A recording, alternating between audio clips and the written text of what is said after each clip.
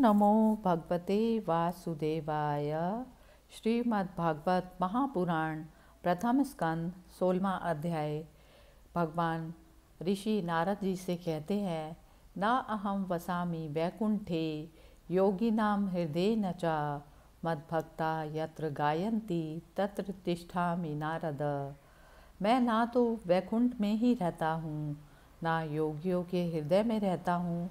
मैं तो वहीं रहता हूँ जहाँ प्रेमाकुल होकर मेरे भक्त मेरे नाम का कीर्तन किया करते हैं।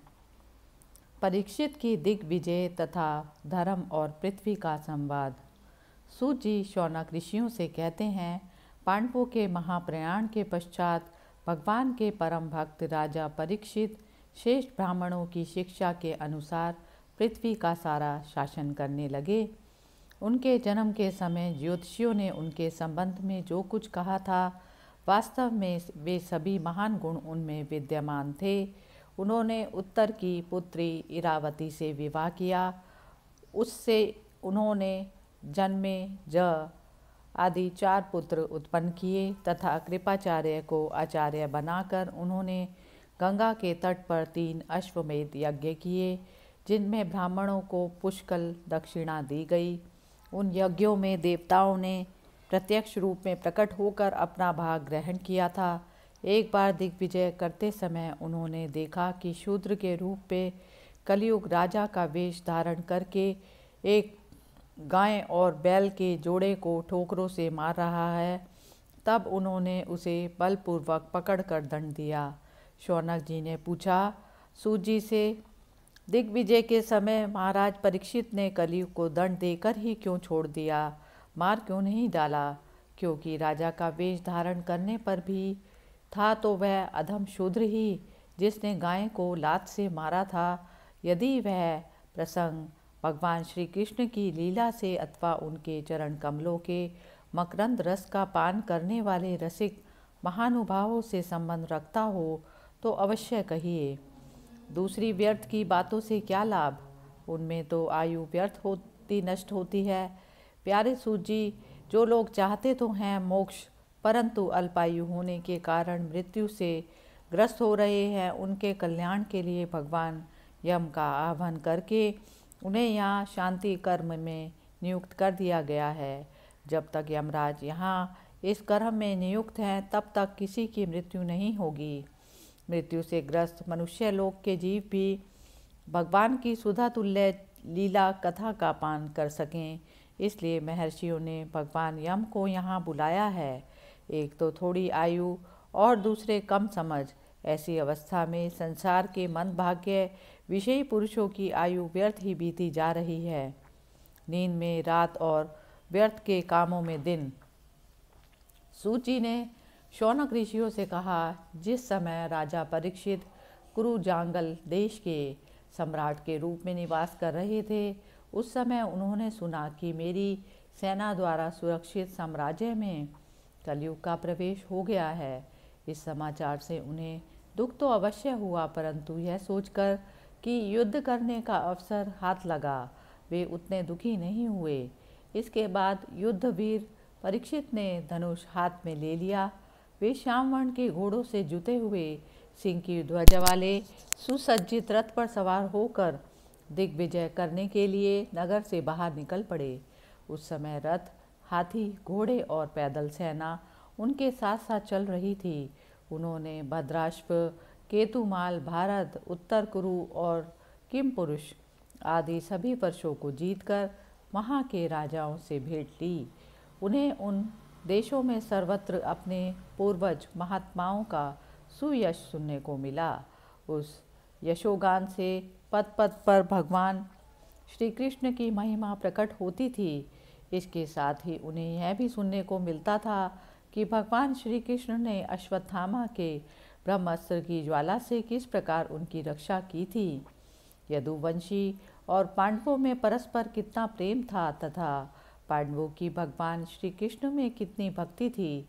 जो लोग उन्हें ये चरित्र सुनाते उन पर महान माना राजा परीक्षित बहुत प्रसन्न होते, उनके नेत्र प्रेम से खिल उठते।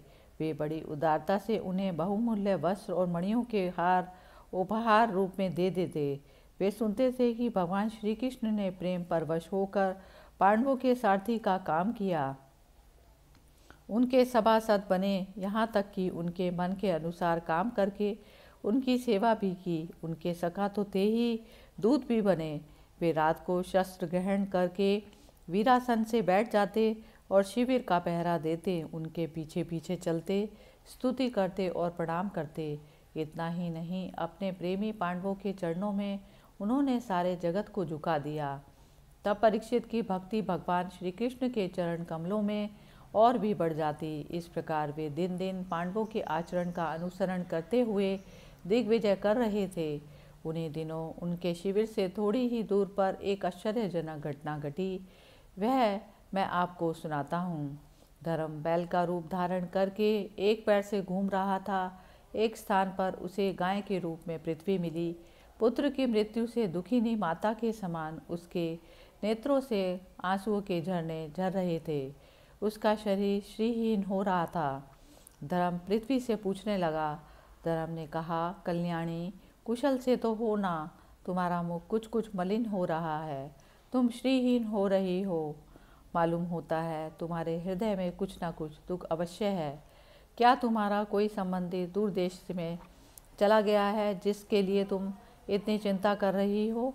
कहीं तुम मेरी तो चिंता नहीं कर रही हो कि अब इसके 3 पैर टूट गए, एक ही पैर रह गया। संभव है तुम अपने लिए शोक कर रही हो कि अब शूद्र तुम्हारे ऊपर शासन करेंगे। तुम्हें इन देवताओं के लिए भी खेद हो सकता है जिन्हें अब यज्ञों की आहुति नहीं दी जाती, अथवा उस प्रजा के लिए भी जो वर्षा ना होने के कारण अकाल एवं दुर्भिक्ष से पीड़ित हो रही थी। देवी, क्या तुम राक्षसी सरीखे मनुष्यों के द्वारा सताई हुई अरक्षित स्त्रियों एवं आर्त बालकों के लिए शोक कर रही हो? संभव है विद्या अब कुकर्मी ब्राह्मणों के चुंगल में पड़ गई है और ब्राह्मण विप्रद्रोही राजाओं की सेवा करने लगे हैं और इसी का तुम्हें दुख हो। आज के नाम मात्र के राजा तो 16 आने कलियुगी हो गए हैं। उन्होंने बड़े बड़े देशों को भी उजाड़ डाला। क्या तुम उन राजाओं या देशों के लिए शोक कर रही हो? आज की जनता खान पान, वस्त्र, स्नान और स्त्री सहवास आदि में शास्त्रीय नियमों का पालन ना करके स्वेच्छाचार कर रही है। क्या इसके लिए तुम दुखी हो? माँ पृथ्वी, अब समझ में आया हो ना हो तुम्हें भगवान श्री कृष्ण की याद आ रही होगी, क्योंकि उन्होंने तुम्हारा भार उतारने के लिए ही अवतार लिया था और ऐसी लीलाएं की थी जो मोक्ष का भी अवलंबन है। अब उनके लीला संवरण कर लेने पर उनके परित्याग से तुम दुखी हो रही हो। देवी, तुम तो धन रत्नों की खान हो। तुम अपने क्लेश का कारण जिससे तुम इतनी दुर्बल हो गई हो मुझे बतलाओ। मालूम होता है बड़े बड़े बलवानों को भी हरा देने वाले काल ने देवताओं के द्वारा वंदनीय तुम्हारे सौभाग्य को छीन लिया है। पृथ्वी ने कहा, धर्म, तुम मुझसे जो कुछ पूछ रहे हो वह सब स्वयं जानते हो।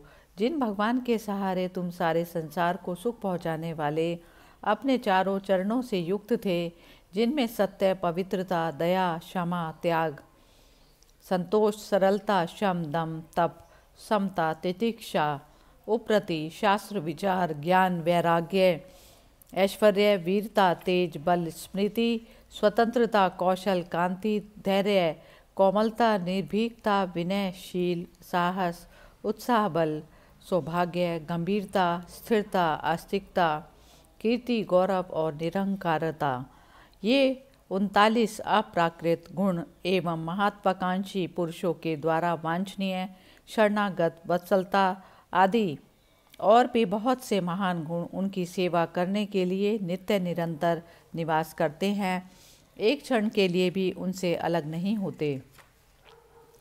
उन्हीं समस्त गुणों के आश्रय सौंदर्य धाम भगवान श्री कृष्ण ने इस समय इस लोक से अपनी लीला संवरण कर ली और यह संसार पाप में कलयुग की कुदृष्टि का शिकार हो गया। यही देखकर मुझे बड़ा शोक हो रहा है। अपने लिए देवताओं में श्रेष्ठ तुम्हारे लिए देवता, पितर, ऋषि, साधु और समस्त वर्णों तथा आश्रमों के मनुष्यों के लिए मैं शोकग्रस्त हो रही हूँ। जिनका कृपा कटाक्ष प्राप्त करने के लिए ब्रह्मा आदि देवता भगवान के शरणागत होकर बहुत दिनों तक तपस्या करते रहे, वही लक्ष्मी जी अपने निवास स्थान कमल वन का परित्याग करके बड़े प्रेम से जिनके चरण कमलों की सुभग छत्र छाया का सेवन करती हैं, उन्हीं भगवान के कमल वज्र अंकुश ध्वजा आदि चिन्हों से युक्त श्री चरणों से विभूषित होने के कारण मुझे महान वैभव प्राप्त हुआ था और मेरी तीनों लोकों से बढ़कर शोभा हुई थी। परंतु मेरे सौभाग्य का अब अंत हो गया। भगवान ने मुझ अभागिनी को छोड़ दिया। मालूम होता है मुझे अपने सौभाग्य पर गर्व हो गया था, इसलिए उन्होंने मुझे यह दंड दिया है। तुम अपने 3 चरणों के कम हो जाने से मन ही मन कुढ़ रहे थे, अतः अपने पुरुषार्थ थे तुम्हें अपने ही अंदर पुनः सब अंगों से पूर्ण एवं स्वस्थ कर देने के लिए वे अत्यंत रमणीय श्याम सुंदर विग्रह से यदुवंश में प्रकट हुए और मेरे बड़े भारी भार को, जो असुर वंशी राजाओं की सैकड़ों अक्षौहिणियों के रूप में था, नष्ट कर डाला, क्योंकि वे परम स्वतंत्र थे, जिन्होंने अपनी प्रेम भरी चितवन मनोहर मुस्कान और मीठी मीठी बातों से सत्यभामा आदि मधुमयी मानी मनियों के मान के साथ धीरज को भी छीन लिया था और जिनके चरण कमलों के स्पर्श से मैं निरंतर आनंद से पुलकित रहती थी। उन पुरुषोत्तम भगवान श्री कृष्ण का विरह भला कौन सह सकती है। धर्म और पृथ्वी इस प्रकार आपस में बातचीत कर रहे थे कि उसी समय राज ऋषि परीक्षित पूर्व वाहिनी सरस्वती के तट पर आ पहुँचे। इस प्रकार प्रथम स्कंद का 16वां अध्याय समाप्त होता है। हरि ओम तत्सत। श्री कृष्ण गोविंद हरे मुरारी, हे नाथ नारायण वासुदेवा। नमो भगवते वासुदेवाय। श्रीमद्भागवत महापुराण प्रथम स्कंद 17वां अध्याय। भगवान ऋषि नारद जी से कहते हैं कि मैं ना अहम वसामि वैकुंठे योगिनां हृदयेन च मद्भक्ता यत्र गायन्ति तत्र तिष्ठामि नारद। मैं ना तो वैकुंठ में ही रहता हूँ, ना योगियों के हृदय में रहता हूँ। मैं तो वहीं रहता हूँ जहाँ प्रेमाकुल होकर मेरे भक्त मेरे नाम का संकीर्तन किया करते हैं। महाराज परीक्षित द्वारा कलयुग का दमन। सूत जी शौनक ऋषियों से कहते हैं, वहाँ पहुंचकर राजा परीक्षित ने देखा एक राज वेशधारी शूद्र हाथ में डंडा लिए हुए है और गाय बैल के एक जोड़े को इस तरह पीटता जा रहा है जैसे उनका कोई स्वामी ही ना हो।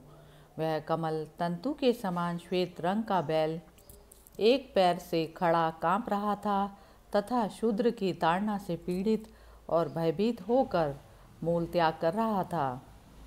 धर्मों उपयोगी दूध घी आदि हविष्य पदार्थों को देने वाली वह गाय भी बार बार शूद्र के पैरों की ठोकरें खाकर अत्यंत दीन हो गई थी। एक तो वह स्वयं ही दुबली पतली थी, दूसरे उसका बछड़ा भी उसके पास नहीं था। उसे भूख लगी हुई थी और उसकी आंखों से आंसू बहते जा रहे थे।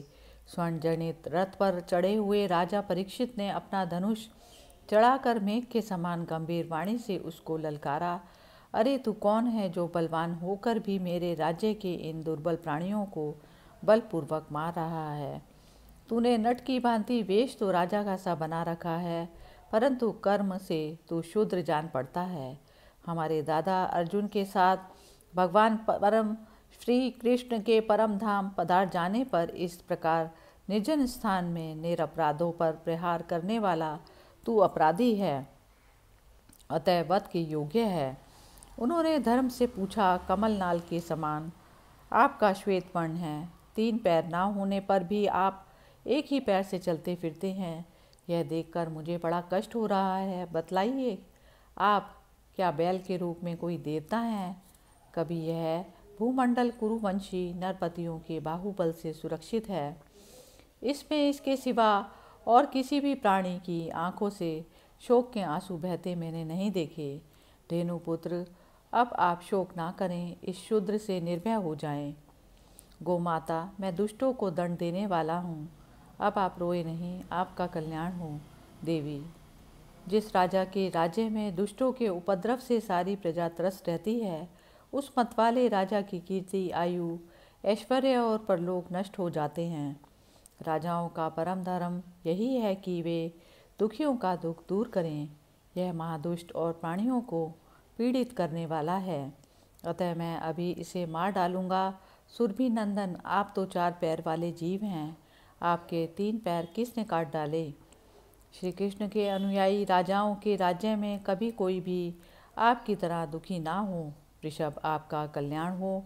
बताइए, आप जैसे निरपराध साधुओं का अंग भंग करके किस दुष्ट ने पांडवों की कीर्ति में कलंक लगाया है?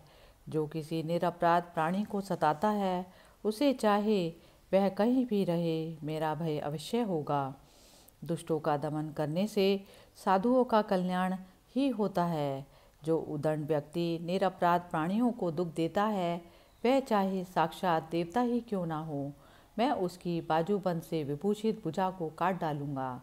बिना आपत्ति काल के मर्यादा का उल्लंघन करने वालों को शास्त्र अनुसार दंड देते हुए अपने धर्म में स्थित लोगों का पालन करना राजाओं का परम धर्म है। धर्म ने कहा, राजन, आप महाराज पांडु के वंशज हैं, आपका इस प्रकार दुखियों को आश्वासन देना आपके योग्य ही है, क्योंकि आपके पूर्वजों के श्रेष्ठ गुणों ने भगवान श्री कृष्ण को उनका सारथी और दूत आदि बना दिया था। नरेंद्र, शास्त्रों के विभिन्न वचनों से मोहित होने के कारण हम उस पुरुष को नहीं जानते जिसके क्लेशों के कारण उत्पन्न होते हैं। जो लोग किसी भी प्रकार के द्वैत को स्वीकार नहीं करते, वे अपने आप को ही अपने दुख का कारण बतलाते हैं। कोई प्रारब्ध को कारण बतलाते हैं तो कोई कर्म को, कोई लोग स्वभाव को, तो कुछ लोग ईश्वर को दुख का कारण मानते हैं। किन्हीं किन्हीं का ऐसा भी निश्चय है कि दुख का कारण ना तो तर्क के द्वारा जाना जा सकता है, और कारण ना तो तर्क के द्वारा जाना ही जा सकता है और ना वाणी के द्वारा बतलाया जा सकता है।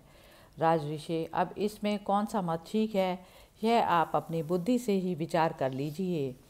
सूत जी शौनक ऋषियों को कहते हैं, धर्म का यह प्रवचन सुनकर सम्राट परीक्षित बहुत प्रसन्न हुए, उनका खेद मिट गया। उन्होंने शांतिचित होकर उनसे कहा, परीक्षित ने कहा, धर्म का तत्व जानने वाले वृषभ देव, आप धर्म का उपदेश दे रहे हैं। अवश्य ही आप वृषभ के रूप में ही स्वयं धर्म हैं। आपने अपने को दुख देने वाले का नाम इसलिए नहीं बताया कि अधर्म करने वालों को जो नरकादि प्राप्त होते हैं, वे ही चुगली करने वालों को भी मिलते हैं। अथवा यही सिद्धांत निश्चित है कि प्राणियों के मन और वाणी से परमेश्वर की माया के स्वरूप का निरूपण नहीं किया जा सकता। धर्मदेव, सत्य युग में आपके 4 चरण थे, तप, पवित्रता, दया और सत्य। इस समय अधर्म के अंश, गर्भ, आसक्ति और मत से 3 चरण नष्ट हो चुके। अब आपका 4था चरण केवल सत्य ही बच रहा है, उसी के बल पर आप जी रहे हैं।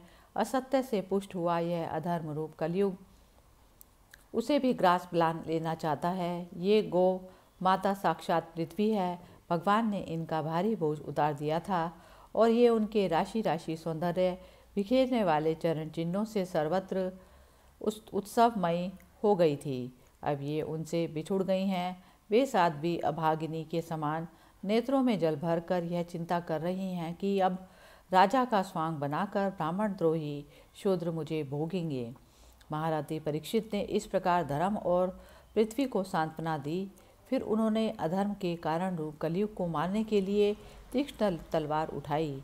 कलयुग ताड़ गया कि अब ये तो मुझे मार ही डालना चाहते हैं, अतः झटपट उसने अपने राज चिन्ह उतार डाले और भय विवल होकर उनके चरणों में अपना सिर रख दिया। परीक्षित बड़े यशस्वी, दीन वत्सल और शरणागत रक्षक थे। उन्होंने जब कलयुग को अपने पैरों पर पड़े देखा तो कृपा करके उसे मारा नहीं, अपितु हंसते हुए से उससे कहा। परीक्षित बोले, जब तू हाथ जोड़कर शरण आ गया, तब अर्जुन के यशस्वी वंश में उत्पन्न हुए किसी भी वीर से तुझे कोई भय नहीं है, परंतु तू अधर्म का सहायक है, इसलिए तुझे मेरे राज्य में बिल्कुल नहीं रहना चाहिए। तेरे राजाओं के शरीर में रहने से ही लोभ, झूठ, चोरी, दुष्टता, स्वधर्म त्याग, दरिद्रता, कपट, कलह, दंभ और दूसरे पापों की बढ़ती हो रही है। अतः अधर्म के साथी इस ब्रह्मावर्त में तू एक क्षण के लिए भी ना ठहरना, क्योंकि यह धर्म और सत्य का निवास स्थान है। इस क्षेत्र में यज्ञ विधि के जानने वाले महात्मा यज्ञों के द्वारा यज्ञ पुरुष भगवान की आराधना करते हैं। इस देश में भगवान श्री हरि यज्ञों के रूप में निवास करते हैं। यज्ञों के द्वारा उनकी पूजा होती है और वे यज्ञ करने वालों का कल्याण करते हैं। वे सर्वात्मा भगवान वायु की भांति समस्त चराचर जीवों के भीतर और बाहर एक रस स्थित रहते हुए उनकी कामनाओं को पूर्ण करते रहते हैं। सूत जी कहते हैं, परीक्षित की यह आज्ञा सुनकर कलयुग सिहर उठा। यमराज के समान मारने के लिए उद्यत हाथ में तलवार लिए हुए परीक्षित से वह बोला।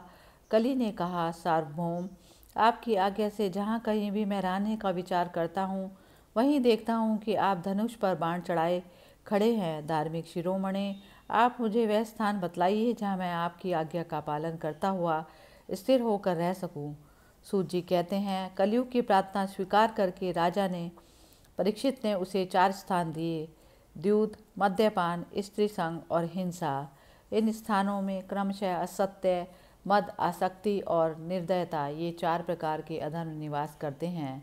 उसने और भी स्थान मांगे, तब समर्थ परीक्षित ने उसे रहने के लिए एक और स्थान सुवर्ण धन दिया। इस प्रकार कलयुग के 5 स्थान हो गए: झूठ, मद, काम, वैर और रजोगुण। परीक्षित के दिए हुए इन्हीं 5 स्थानों में अधर्म का मूल कारण कली उनकी आज्ञाओं का पालन करता हुआ निवास करने लगा। इसलिए आत्मकल्याण कामी पुरुष को इन 5 स्थानों का कभी सेवन नहीं करना चाहिए। धार्मिक राजा, प्रजावर्ग के लौकिक नेता और धर्मोपदेष्टा गुरुओं को तो बड़ी सावधानी से इनका त्याग करना चाहिए। राजा परीक्षित ने इसके बाद वृषभ रूप धर्म के 3 चरण तपस्या, शौच और दया जोड़ दिए और आश्वासन देकर पृथ्वी का संवर्धन किया। वे ही महाराजा परीक्षित इस समय अपने राज सिंहासन पर, जिसे उनके पितामह महाराज युधिष्ठिर ने वन में जाते समय उन्हें दिया था, विराजमान हैं।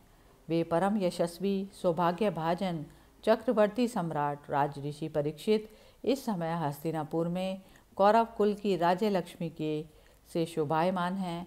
अभिमन्यु नंदन राजा परीक्षित वास्तव में ऐसे ही प्रभावशाली हैं, जिनके शासनकाल में आप लोग इस दीर्घकालीन यज्ञ के लिए दीक्षित हुए हैं। इस प्रकार श्रीमद् भागवत महापुराण प्रथम स्कंद का 17वां अध्याय समाप्त हुआ। हरि ओम तत्सत। श्री कृष्ण गोविंद हरे मुरारी, हे नाथ नारायण वासुदेवा। ओम नमो भगवते वासुदेवाय। श्रीमद् भागवत महापुराण प्रथम स्कंद 18वां अध्याय। भगवान श्री नारद मुनि जी से कहते हैं, ना अहम वसामि वैकुंठे योगिनां हृदयेन च मद्भक्ता यत्र गायन्ति तत्र तिष्ठामि नारद। मैं तो ना तो वैकुंठ में ही रहता हूँ, ना योगियों के हृदय में रहता हूँ। मैं तो वहीं रहता हूँ जहाँ प्रेमाकुल होकर भक्त मेरे नाम का कीर्तन किया करते हैं। राजा परीक्षित को श्रृंगी ऋषि का श्राप। सूत जी शौनक ऋषियों को बताते हैं अद्भुत कर्मा। भगवान श्री कृष्ण की कृपा से राजा परीक्षित अपनी माता की कोख में अश्वत्थामा के ब्रह्मास्त्र से जल जाने पर भी नहीं मरे। जिस समय ब्राह्मण के श्राप से उन्हें डसने के लिए तक्षक आया, उस समय वे प्राणनाशक के महान भय से भी भयभीत नहीं हुए, क्योंकि उन्होंने अपना चित्त भगवान श्री कृष्ण के चरणों में समर्पित कर रखा था। उन्होंने सबकी आसक्ति छोड़ दी थी। गंगा तट पर जाकर श्री सुखदेव जी से उपदेश ग्रहण किया और इस प्रकार भगवान के स्वरूप को जानकर अपने शरीर को त्याग दिया। जो लोग भगवान श्री कृष्ण की लीला कथा कहते रहते हैं, उस कथा अमृत का पान करते रहते हैं और इन दोनों ही साधनों के द्वारा उनके चरण कमलों का स्मरण करते रहते हैं, उन्हें अंतकाल में भी मोह नहीं होता। जब तक पृथ्वी पर अभिमन्यु नंदन महाराज परीक्षित सम्राट रहे तब तक चारों ओर व्याप्त हो जाने पर भी कलयुग का कुछ भी प्रभाव नहीं था। वैसे तो जिस दिन जिस क्षण श्री कृष्ण ने पृथ्वी का परित्याग किया, उसी समय पृथ्वी में अधर्म का मूल कारण कलयुग आ ही गया। भ्रमर के समान सारग्रही सम्राट परीक्षित कलयुग से कोई द्वेष नहीं रखते थे, क्योंकि इसमें यह एक बहुत बड़ा गुण है कि पुण्य कर्म तो संकल्प मात्र से ही फलीभूत हो जाते हैं, परंतु पाप कर्म का फल शरीर से ही करने पर मिलता है, संकल्प मात्र से नहीं। यह भेड़िए के समान बालकों के प्रति शूरवीर और धीरवीर पुरुषों के लिए बड़ा भीरू है। यह प्रमादी मनुष्यों को अपने वश में करने के लिए ही सदा सावधान रहता है। शौनक आदि ऋषियों, आप लोगों को मैंने भगवान की कथा से युक्त राजा परीक्षित का पवित्र चरित्र सुनाया। आप लोगों ने यही पूछा था, भगवान श्री कृष्ण कीर्तन करने योग्य बहुत सी लीलाएं करते हैं, इसलिए उनके गुण और लीलाओं से संबंध रखने वाली जितनी भी कथाएं हैं, कल्याणकामी पुरुषों को उन सब का सेवन करना चाहिए। ऋषियों ने कहा, सौम्य स्वभाव सूत जी, आप युग युग जिए, क्योंकि मृत्यु के प्रभाव में पड़े हुए हम लोगों को आप भगवान श्री कृष्ण की अमृतमय उज्ज्वल कीर्ति का श्रवण कराते हैं। यज्ञ करते करते उसके धुएं से हम लोगों का शरीर धूमिल हो गया है, फिर भी इस कर्म का कोई विश्वास नहीं है। इधर आप तो वर्तमान में ही भगवान श्री कृष्ण चंद्र के चरण कमलों का मादक और मधुर मधु मिलाकर हमें तृप्त कर रहे हैं।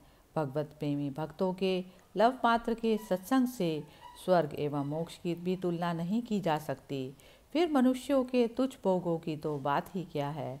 ऐसा कौन रसमर्मज्ञ होगा जो महापुरुषों के एक पात्र जीवन सर्वस्व श्री कृष्ण की लीला कथाओं से तृप्त हो जाए।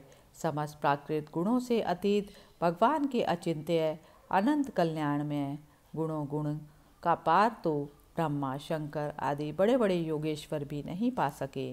विद्वान, आप भगवान को ही अपने जीवन का ध्रुव तारा मानते हैं, इसीलिए आप सत्पुरुषों के एकमात्र आश्रय भगवान के उदार और विशुद्ध चरित्रों का हम श्रद्धालु श्रोताओं के लिए विस्तार से वर्णन कीजिए।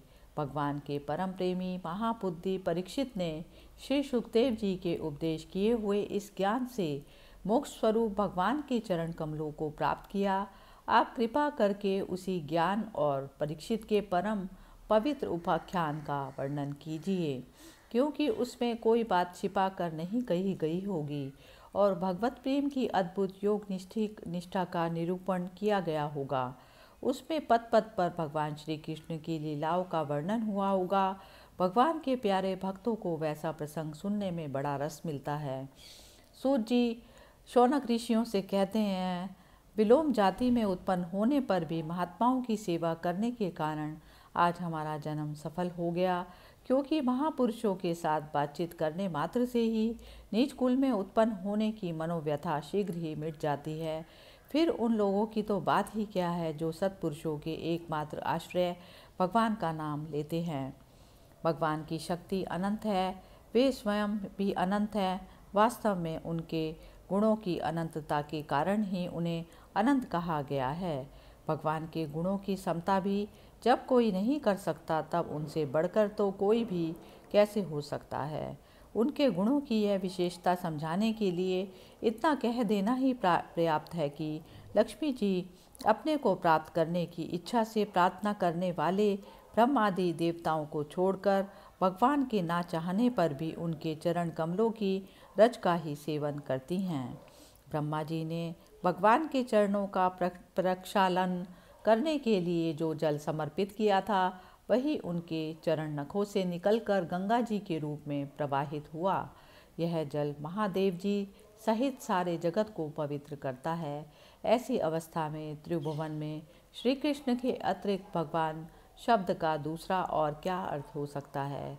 जिनके प्रेम को प्राप्त करके धीर पुरुष बिना किसी हिचक के देह गेह आदि की दृढ़ आसक्ति को छोड़ देते हैं और उस अंतिम परमहंस आश्रम को स्वीकार करते हैं, जिसमें किसी को कष्ट ना पहुंचाना और सब ओर से उपशांत हो जाना ही स्वधर्म होता है।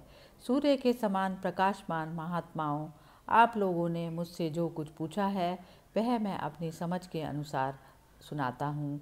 जैसे पक्षी अपनी शक्ति के अनुसार आकाश में उड़ते हैं, वैसे ही विद्वान लोग भी अपनी अपनी बुद्धि के अनुसार ही श्री कृष्ण की लीला का वर्णन करते हैं। एक दिन राजा परीक्षित धनुष लेकर वन में शिकार खेलने गए हुए थे।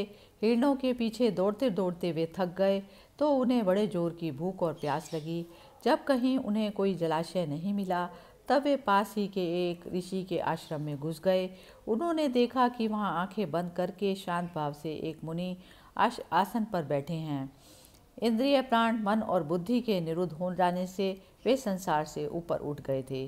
जागृत, स्वप्न, सुषुप्ति तीनों अवस्थाओं से रहित निर्विकार ब्रह्म रूप तुरीय अवस्था में स्थित थे। उनका शरीर बिखरी हुई जटाएं और कृष्ण मृग चर्म से ढका हुआ था। राजा परीक्षित ने ऐसी ही अवस्था में उनसे जल मांगा, क्योंकि प्यास से उनका गला सूख रहा था। जब राजा को वहाँ बैठने के लिए तिनके का आसन भी ना मिला, किन्हीं ने उन्हें भूमि पर भी बैठने को नहीं कहा। अर्घ्य और आदर भरी मीठी बातें तो कहाँ से मिलती। तब अपने को अपमानित सा मानकर वे क्रोध में हो गए। शौनक जी, वे भूख प्यास से छटपटा रहे थे, इसलिए एकाएक उन्हें ब्राह्मण के प्रति ईर्ष्या और क्रोध आया। उनके जीवन में इस प्रकार का यह पहला अवसर था। वहाँ से लौटते समय उन्होंने क्रोधवश धनुष की नोक से एक मरा सांप उठाकर ऋषि के गले में डाल दिया और अपनी राजधानी में चले आए। उनके मन में यह बात आई कि इन्होंने अपने जो नेत्र बंद कर रखे हैं, सो क्या वास्तव में इन्होंने अपनी सारी इंद्रिय वृत्तियों का निरोध कर लिया है, अथवा इन राजाओं से हमारा क्या प्रयोजन है। यूँ सोचकर इन्होंने झूठ मूठ समाधि का ढोंग रच रखा है। उन शमीक मुनि का पुत्र बड़ा तेजस्वी था। वह दूसरे ऋषि कुमारों के साथ पास ही खेल रहा था। जब उस बालक ने सुना कि राजा ने मेरे पिता के साथ दुर्व्यवहार किया है, तब वह इस प्रकार कहने लगा, ये नरपति कहलाने वाले लोग उच्चिष्ट भोजी कों के समान संड मुसुंड होकर कितना अन्याय करने लगे हैं। ब्राह्मणों के दास होकर भी ये दरवाजे पर पहरा देने वाले कुत्ते के समान अपने स्वामी का ही तिरस्कार करते हैं। ब्राह्मणों ने क्षत्रियों को अपना द्वारपाल बनाया है, उन्हें द्वार पर रहकर रक्षा करनी चाहिए। घर में घुसकर स्वामी के बर्तनों में खाने का उसको अधिकार नहीं। अतएव उन मूर्ख गार्मियों के शासक भगवान श्री कृष्ण के परम धाम पधार जाने पर इन मर्यादा तोड़ने वालों को आज मैं दंड देता हूँ। मेरा तपोबल देखो। अपने साथी बालकों से इस प्रकार कहकर क्रोध से लाल लाल आंखों वाले उस ऋषि कुमार ने कौशिकी नदी के जल से आचमन करके अपने वाणी रूपी वज्र का प्रयोग किया। कुलांगार परीक्षित ने मेरे पिता का अपमान करके मर्यादा का उल्लंघन किया है, इसलिए मेरी प्रेरणा से आज के 7वें दिन उसे तक्षक सर्प डस लेगा। इसके बाद वह बालक अपने आश्रम पर आया और अपने पिता के गले में सांप देखकर उसे बड़ा दुख हुआ और वह डाढ़ मारकर रोने लगा। विप्रवर, शौनक जी, शमीक मुनि ने अपने पुत्र का रोना चिल्लाना सुनकर धीरे धीरे अपनी आंखें खोली और देखा कि उनके गले में एक मरा सांप पड़ा है। उसे फेंककर उन्होंने पुत्र से कहा, बेटा तुम क्यों रो रहे हो, किसने तुम्हारा अपकार किया। उनके इस प्रकार पूछने पर बालक ने सारा हाल कह दिया। वह ब्रह्म ऋषि शमीक ने राजा के शाप की बात सुनकर अपने पुत्र का अभिनंदन नहीं किया। उनकी दृष्टि में परीक्षित शाप के योग्य नहीं थे। उन्होंने कहा, ओह मूर्ख बालक, तूने बड़ा पाप किया। खेद है कि उनकी थोड़ी सी गलती के लिए तूने उनको इतना बड़ा दंड दिया। तेरी बुद्धि अभी कच्ची है। तुझे भगवत स्वरूप राजा को साधारण मनुष्यों के समान नहीं समझना चाहिए, क्योंकि राजा के दुस्सह तेज से सुरक्षित और निर्भय रहकर ही प्रजा अपना कल्याण संपादन करती है। जिस समय राजा का रूप धारण करके भगवान पृथ्वी पर नहीं दिखाई देंगे, उस समय चोर बढ़ जाएंगे और अशिक्षित भेड़ों के समान एक ही क्षण में लोगों का नाश हो जाएगा। राजा के नष्ट हो जाने पर धन आदि चुराने वाले चोर जो पाप करेंगे, उसके साथ हमारा कोई संबंध ना होने पर भी वह हम पर भी लागू होगा, क्योंकि राजा के ना रहने पर लुटेरे बढ़ जाते हैं और वे आपस में मारपीट गाली गलौज करते हैं। साथ ही पशु, स्त्री और धन संपत्ति भी लूट लेते हैं। उस समय मनुष्यों का वर्णाश्रम चार युक्त वैदिक आर्य धर्म लुप्त हो जाता है।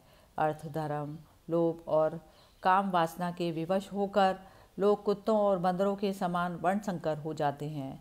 सम्राट परीक्षित तो बड़े ही यशस्वी और धर्म धुरंधर हैं। उन्होंने बहुत से अश्वमेध यज्ञ किए और वे भगवान के परम प्यारे भक्त हैं। वे ही राजऋषि भूख प्यास से व्याकुल होकर हमारे आश्रम पर आए थे। वे शाप के योग्य कदापि नहीं हैं। इस नासमझ बालक ने हमारे निष्पाप सेवक का राजा का अपराध किया है। सर्वात्मा भगवान कृपा करके इसे क्षमा करें। भगवान के भक्तों में भी बदला लेने की शक्ति होती है, परंतु वे दूसरों के द्वारा किए हुए अपमान, धोखेबाजी, गाली गलौज, आक्षेप और मारपीट का कोई बदला नहीं लेते। महामुनि शमीक को पुत्र के अपराध पर बड़ा पश्चाताप हुआ। राजा परीक्षित ने जो उनका अपमान किया था उस पर तो उन्होंने ध्यान नहीं दिया। महात्माओं का स्वभाव ही ऐसा होता है कि जगत में जब दूसरे लोग उन्हें सुख दुख आदि द्वंद्वों में डाल देते हैं तब भी वे प्राय हर्षित या व्यथित नहीं होते, क्योंकि आत्मा का स्वरूप तो गुणों से सर्वथा परे है। इस प्रकार प्रथम स्कंद का 18वां अध्याय समाप्त हुआ। हरि ओम तत्सत। श्री कृष्ण गोविंद हरे मुरारी, हे नाथ नारायण वासुदेवा। ओम नमो भगवते वासुदेवाय। श्रीमद्भागवत महापुराण प्रथम स्कंद 19वां अध्याय।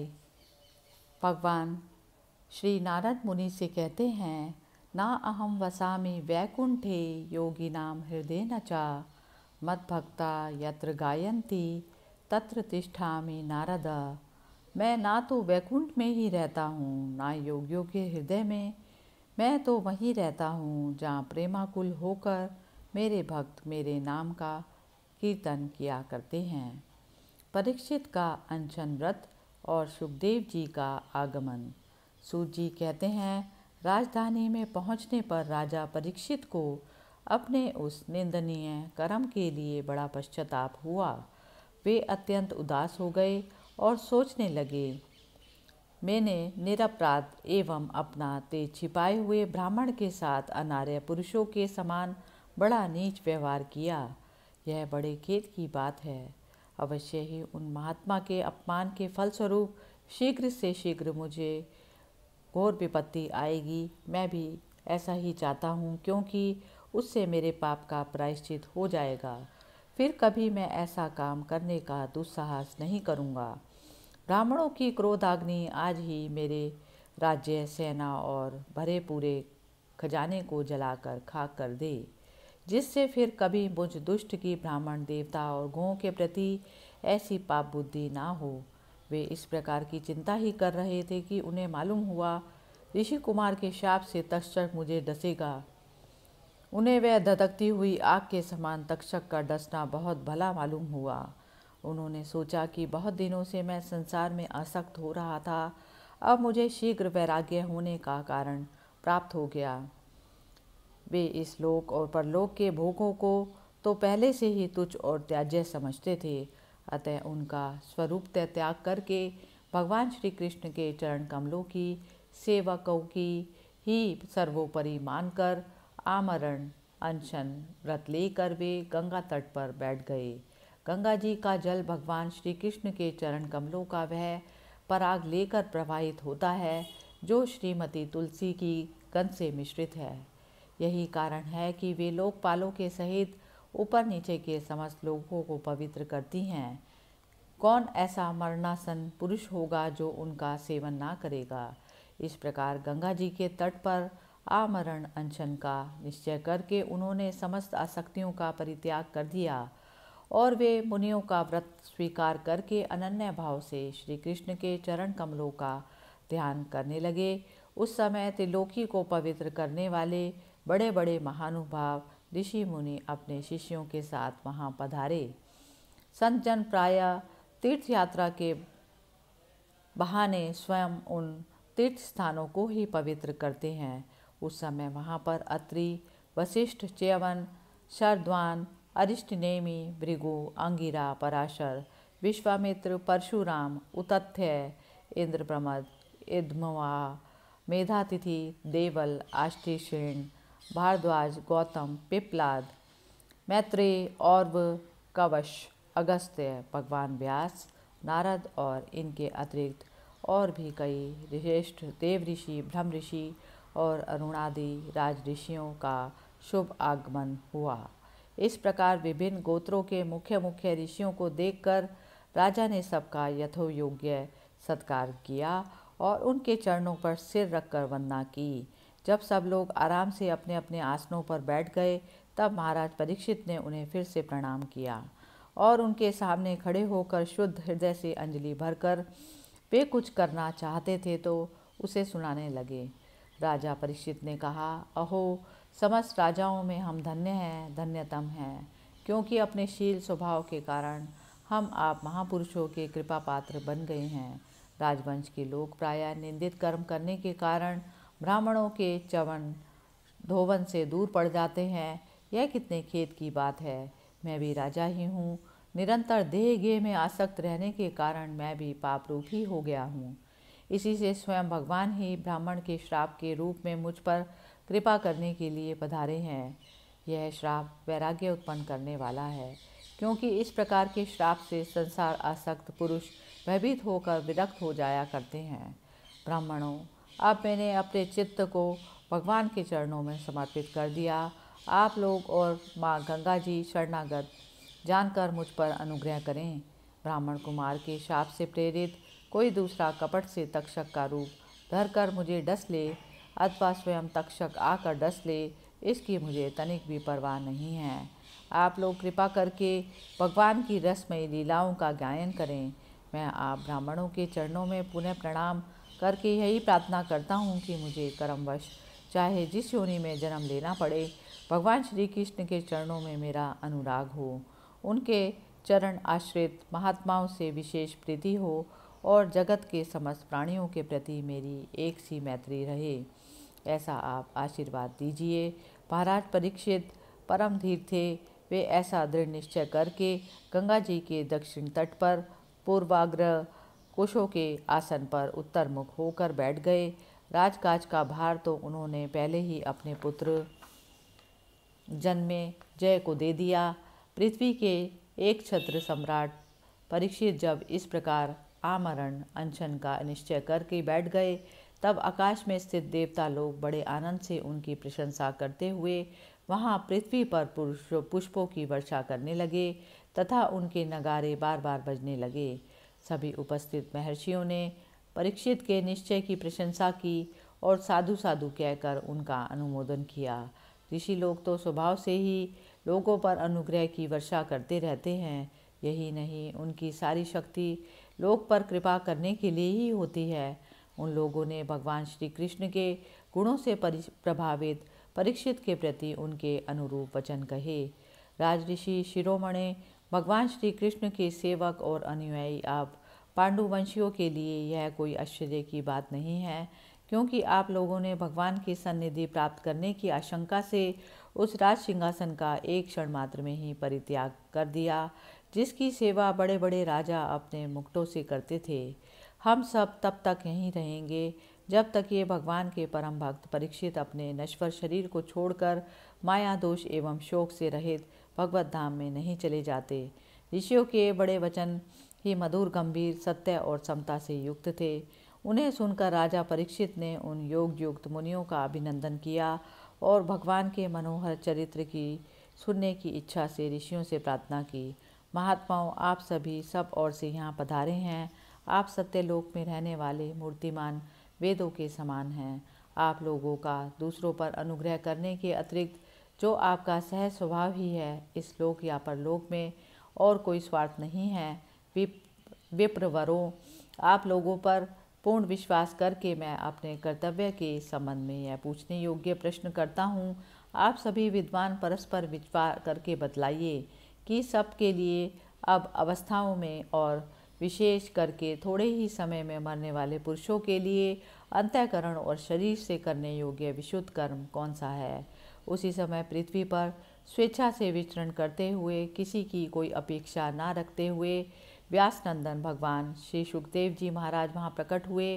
वे वर्ण और आश्रम के बाह्य चिन्हों से रहित एवं आत्म अनुभूति में संतुष्ट थे। बच्चों और स्त्रियों ने उन्हें घेर रखा था। उनका वेश अवधूत का था। 16 वर्ष की अवस्था थी। चरण, हाथ, जंघा, भुजाएं, कंधे, कपोल और अन्य सब अंग अत्यंत सुकुमार थे। नेत्र बड़े बड़े और मनोहर थे। नासिका कुछ ऊंची थी। कान बराबर थे। सुंदर भौहें थी। इनसे मुख बड़ा ही शोभायमान हो रहा था। गला तो मानो सुंदर शंख ही था। हंसली ढकी हुई, छाती चौड़ी और उभरी हुई, नाभि भंवर के समान गहरी और उदर बड़ा ही सुंदर त्रिबली से युक्त था। लंबी लंबी भुजाएं थी। मुख पर घुंघरालू बाल बिखरे हुए थे। इस दिगंबर वेश में वे श्रेष्ठ देवता के समान तेजस्वी जान पड़ते थे। श्याम रंग था। चित्त को चुराने वाली भरी जवानी थी। वे शरीर की छटा और मधुर मुस्कान से स्त्रियों को सदा ही मनोहर जान पड़ते थे।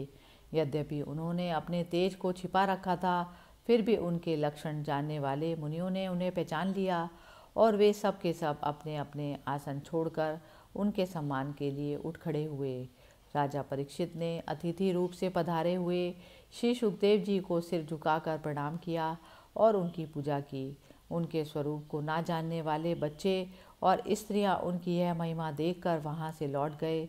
सबके द्वारा सम्मानित होकर श्री सुखदेव जी श्रेष्ठ आसन पर विराजमान हुए।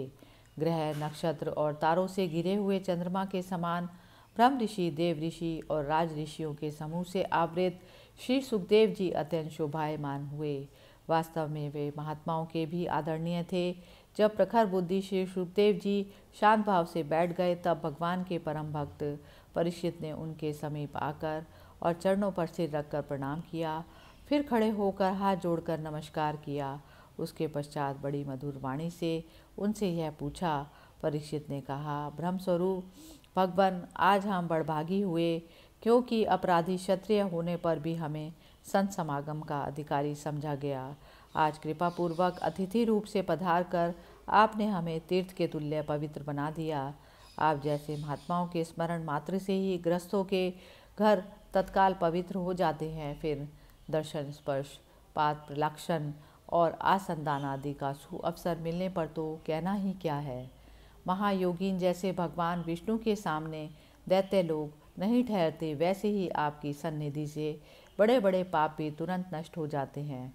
अवश्य ही पांडवों के सुहृद भगवान श्री कृष्ण मुझ पर अत्यंत प्रसन्न हैं। उन्होंने अपने फुफेरे भाइयों की प्रसन्नता के लिए उन्हीं के कुल में उत्पन्न हुए मेरे साथ भी अपनेपन का व्यवहार किया है। भगवान श्री कृष्ण की कृपा ना होती तो आप सरीखे एकांत वनवासी अव्यक्त गति परम सिद्ध पुरुष स्वयं पधार कर इस मृत्यु के समान हम जैसे प्राकृत मनुष्यों को क्यों दर्शन देते। आप योगियों के परम गुरु हैं, इसलिए मैं आपसे परम सिद्धि के स्वरूप और साधना के संबंध में प्रश्न कर रहा हूँ। जो पुरुष सर्वथा मरण आसन पर है, उसका क्या करना चाहिए। भगवान, साथ ही यह भी बतलाइए कि मनुष्य मात्र को क्या करना चाहिए। वे किसका श्रवण, किसका जप, किसका स्मरण और किसका भजन करे तथा किसका त्याग करे। भगवत स्वरूप मुनीश्वर, आपका दर्शन अत्यंत दुर्लभ है, क्योंकि जितनी देर एक गाय दुही जाती है गृहस्थों के घर पर, उतनी देर भी तो आप नहीं ठहरते। सूत जी कहते हैं, जब राजा ने बड़े ही मधुर वाणी में इस प्रकार संभाषण एवं प्रश्न किए, तब समस्त धर्मों के मर्मज्ञ व्यास नंदन भगवान श्री सुखदेव जी उनका उत्तर देने लगे। इस प्रकार प्रथम स्कंद का 19वां अध्याय समाप्त हुआ। इति प्रथम स्कंद समाप्त। हरि ओम तत्सत। श्री कृष्ण गोविंद हरे मुरारी, हे नाथ नारायण वासुदेवा।